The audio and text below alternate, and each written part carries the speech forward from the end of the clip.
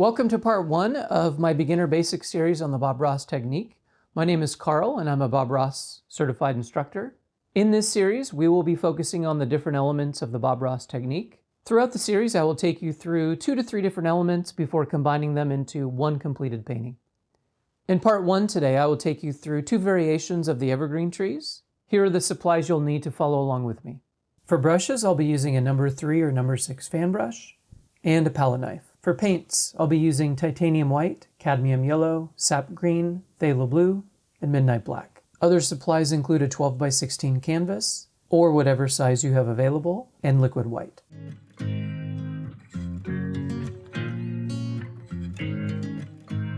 And before we start, I did prep the canvas. This is a 12 by 16 canvas.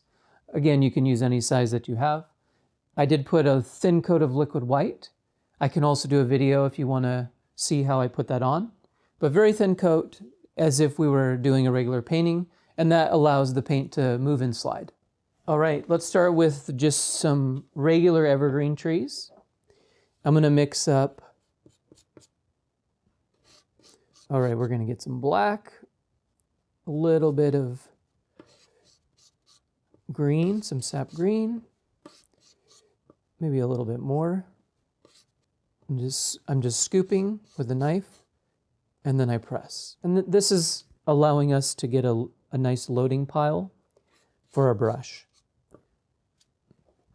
So I have my fan brush here, and I'm going to pull the fan brush through the paint. And you can kind of see here, hopefully you can. And then I'm going to flip it over, so I'm going to load both sides. So I'm pulling, and I really want that, if you can notice there, that chiseled edge. All right, so we're going to start with just an evergreen tree, and I'll try to make it a good size here so you can see. I'm going to start with the brush vertical, and we're going to tap in just the indication of the trunk. And you don't have to do too much, but maybe an inch or two. And that will just kind of show where your tree is going to start. Now, the very top of the tree, I want to leave maybe a 1/4 inch untouched. And then as we go down, I'm going to be tilting the brush, not straight on, to the side. And I'm going to be focusing on the corner of the fan brush. I'm going to start very small. And I'm really moving my arm more than my fingers. So my arm is doing more of the work. And I'm going to tap. And notice I can stay, if I tap forever in that trunk area, nothing's going to happen. I just start branching out ever so slightly as I move down. And I'm really rotating my arm. And look at that, just like that.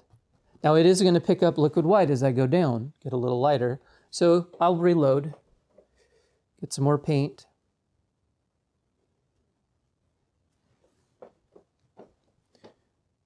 And I'm going back to that, tilting the brush to the side. Now I will put more pressure as I move down. Just like that.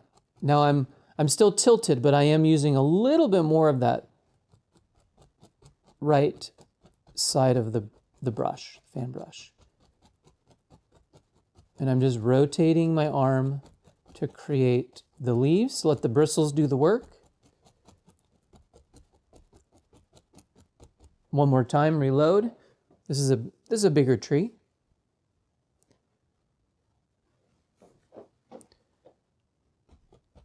Now down here, as we get lower, maybe if this was a painting, you'd have bushes and things, and they can just blend in. So I'm pressing, but look at that. That quickly, I'd say that's a nice size evergreen tree. So again, and then by the way, if you run out of paint, you could always flip it over, and now I have some fresh paint on that corner. But again, I'm focusing, I can tap a lot in the center. Oftentimes I see students, they branch out too quickly, or they don't have enough paint. So we want to make sure we fill in that trunk area And then we branch out occasionally by rotating our arm more than our fingers. And we're not straight on, we're at an angle. And I would just recommend with this technique, you just keep practicing and practicing, especially evergreen trees. All right, let's give it some highlights. Now, because we're going over some thicker paint, I do usually keep, when I'm painting, a little bit of liquid clear, liquid white, sometimes even walnut oil in a little bowl. And that way during the painting, I can grab what I need. So I'm going to put a little liquid white on here because we are going to highlight over the thicker paint. Okay, so let's get some, we're going to go into a little bit of the yellow and a little bit, maybe just a hint of that mixture. I want this to be pretty light so you can see it. And I'm going to load it the same way. So if you notice, I'm going to just pull it. And I'm getting that chisel. Maybe a little bit of, I'm going to even go into a little bit of titanium white here. There we go. Let's get a little bit more paint. Now I'm going this may not be accurate as to how I would paint it, but I just want it to stand out so you can see it. Now this is thinner, so it should stick to the paint underneath. Now I'm going to go on the right side, and I just want to find indications. And again, I'm leaving some of the dark areas. I want to leave some of the dark areas. Maybe a hint more yellow. And you can kind of see there how I load. Got that chisel. That's pretty common in this technique. All right, let's go back up here. Now, I love those dark areas. It adds so much depth. Maybe, ooh, look at that. I'm using the right side of the brush again. You know, and think of the layers of maybe an evergreen tree. The light's coming on this right side, and then we get a little bit softer down at the base. I'm going to flip the brush over and just zing some of those highlights. There. Now look at that. That quickly, we've added some highlights. Again, don't overdo it. It's tempting to, but we want to save some of that dark area underneath. That just adds the depth to our picture. All right, I'm going to wipe this brush off. During a painting, I generally have a few brushes going at a time. That just saves the cleaning process. And when I clean, I don't use paint thinner, so I use baby oil. And I could do a video on that if you'd like. So I'm going to get my knife here. Let's mix up a little bit of color. I'm going to go into a little bit of sap green. I got some titanium white. I want this to be kind of a bluish, little bit of blue, just in the distance. A light teal maybe. Maybe a hint of the tree mixture. All right, so I'm taking that same fan brush and we're going into that lighter green mixture or lighter teal mixture. And we're gonna do a slight variation in these trees. Again, same technique, loading the brush, just like that.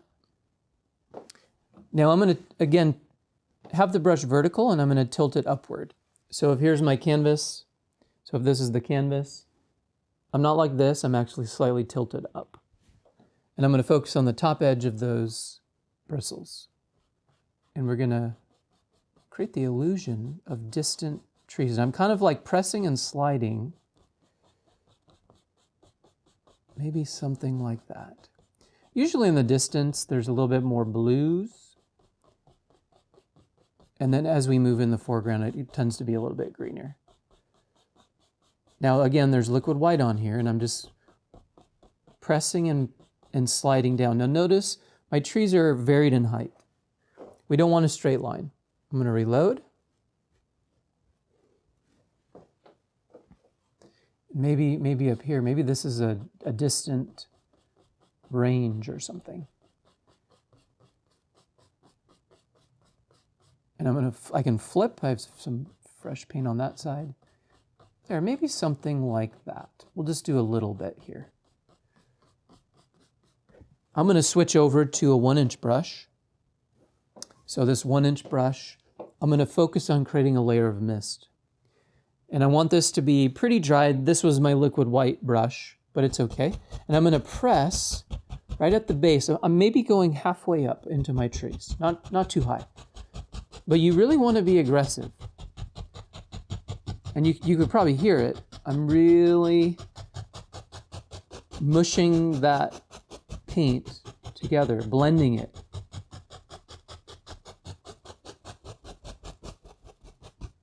And then what I'm going to do is I'm going to lightly, I don't want to touch the tops too much, just lightly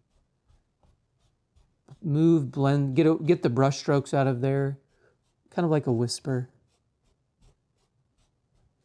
And then we'll soften it. Now I have a little bristle there. I'm going to cut across, take it away. There, and look at that. Look at that. We've created a layer of mist with our trees. Now we can bring another layer in front. So I have the same brush. And in fact, I'm going to get my knife here. And I'm going to scoop that light mixture, and we'll just go right into our darker tree mixture. Maybe a hint more sap green. There we go. Because again, things tend to get, like trees and stuff, more vibrant, more green as we move towards us, a little darker. And I know this is a shocker, but we'll load the brush the same way. And now I want to start, maybe leave a little bit of distance. I don't want to cover this completely. But by doing this, same technique, it's going to push those distant trees, or that first layer, way back into the distance. I'm going to flip sides, maybe, again, focus on your height. We don't want them all the same. Maybe this dips down, and maybe this layer comes up a little bit higher. I'm going to reload.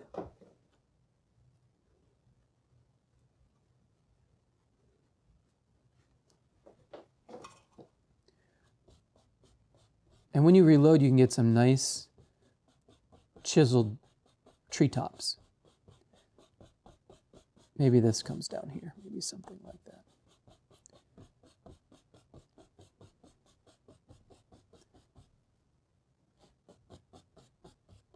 All right, and then let's add another layer of mist. Same technique, so I'm going to really tap, press into the canvas. Don't disturb the tops of your trees. And the mist just separates the layers.